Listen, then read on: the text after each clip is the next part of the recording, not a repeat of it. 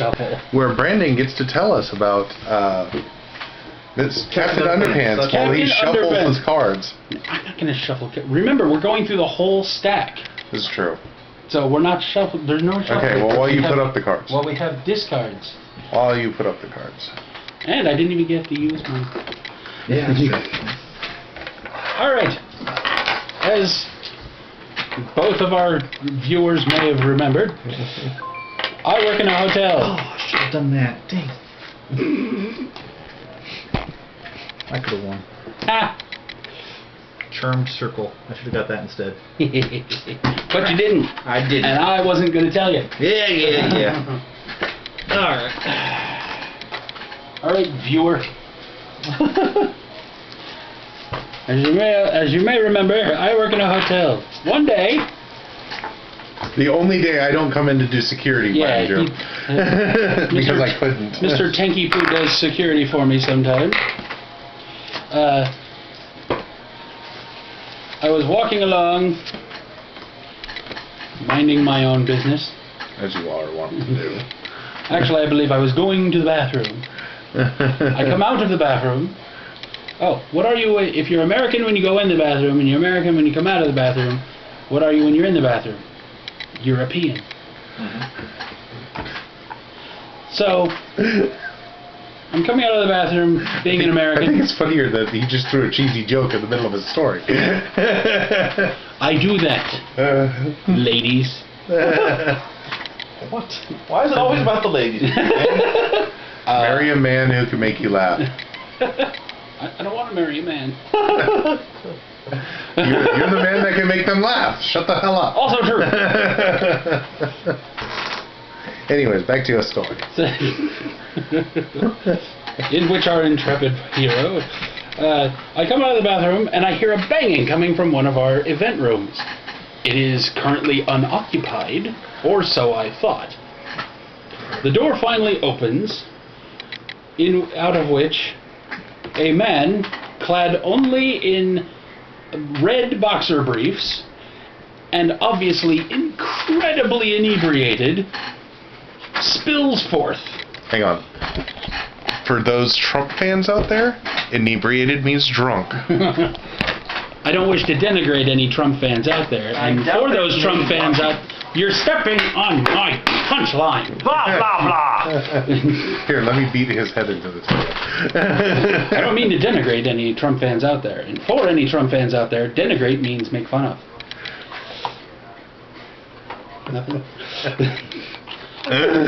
Ow, my throat hurts. So, this dude coalesces from the darkness.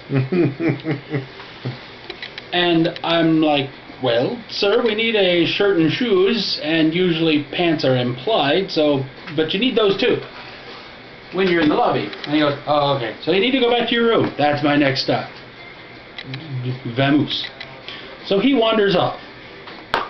I go about my business, delivering my bills and such. I come out of the first floor, and the people that are in the first room, before you go in the hallway, run over to me and go, can you make this guy go away? I look over, and there's Captain Underpants. And I said, hey, we had this conversation, room. He's like, all right. So he wanders off. He then turns around halfway to come back to drunk apologize. I can see it in his eyes. I'm like, no, turn, room. He's like, all right.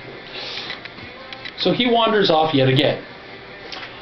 While I'm off delivering my bills, I see him out of the corner of my eye like a damn poltergeist at least 3 different times. So I'm like, I have now demoted him to Lieutenant Underpants. So I get done delivering my bills. I come down to the lobby and I hear bang, bang. I'm like, what the hell is this? Bang. I wander over. He has climbed the wall into our pool area and is kicking on the pool equipment room. He thinks that's his room. I'm like, what the hell are you doing? He's like, I'm trying to get in my room. That is not your room. What's your room number? 307. We don't have a 307. So I'm like, no, it's not. Yeah, it is. No, we don't have a 307. And he looks confused. And he says, 411. Strike 2. Would you dare to go for double jeopardy where the prizes are bigger but the risk is higher? Like, you have 10 seconds to get out of there before I'm calling the cops. He's like, don't call the cops. I'm calling the cops right now. So I call the cops. Because I don't make idle threats. So I go call the cops, who show up because they're usually across the street at the Motel 6 anyway. It's actually true. The only time They they have to weren't. call the cops a lot more than I do. Wow. The only time they weren't was last Friday or last Saturday, and that was because they were out doing stops to make sure people were wearing seatbelts. Right, yeah. So I call them to come track down Lieutenant Junior Grade Underpants. And they're wandering around looking for him. I'm like, I saw him go that way. When suddenly the fire alarm goes off. He pulled the fire alarm on the 4th floor. So I run over, turn it off. I only get one phone call from a sleeping guest. The cops are wandering around. They say, we found the fire pole that he did. And I'm like, well, that's another crime that he's committed.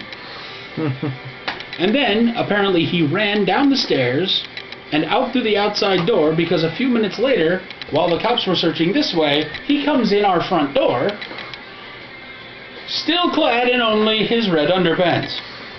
He is now reduced to ensign underpants. During the time that I was away from the desk, a pile of clothing coalesced on the end of my front desk. So I'm like, are these your clothes? And he's like, I don't know, are the boots this brand? I'm like, I'm not sticking your face in your stinky boots. Are these your clothes? And meanwhile, he's wandering around holding his wallet, so at least he has some semblance of consciousness.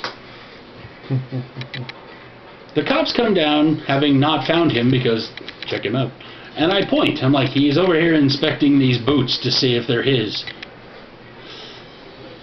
The cops are trying to convince him that those are in fact his clothes, but they can't look in the clothes because it's against the law. I can, though. They're on my front desk. So I look at it and I find the phone that he had described. I went, yes, these are his. Can we clothe him, please? So Sergeant Underpants is now clothed.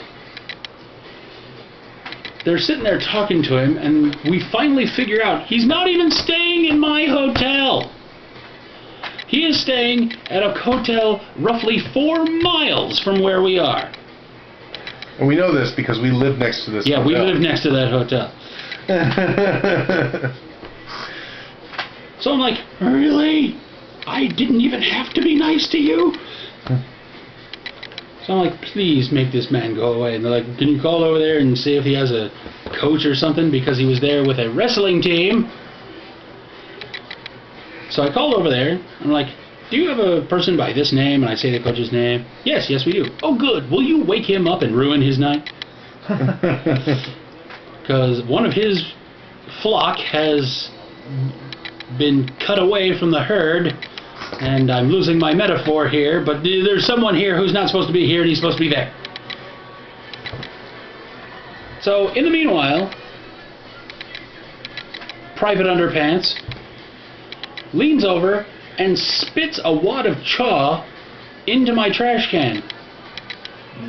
Which is not illegal. It's kind of disgusting, but he made it in the trash can. That's good. Being a nimble idiot. But here's the shit kicker. He's been sitting there for over an hour. Where did the chaw come from? He doesn't have a can of it anywhere. Or he didn't. This is, there wasn't any in the pants either. So I'm like, where the hell did that come from? So he's obviously been walking around for at least 2 hours with this in his mouth. Yeah. That's pretty gross. This is one of many, many mysteries. He has no worldly clue how he ended up at our hotel. And I'm like, eh. So, non-com Underpants is sitting there surrounded by cops so he doesn't get away. I go back to do my paperwork. I come out a few minutes later, and everyone has gone. So either his coach came and got him, and then the cops fucked off, or they were all abducted by aliens. Either way, they were out of my life. Hooray! And thus is the ballad of not even in the military anymore underpants.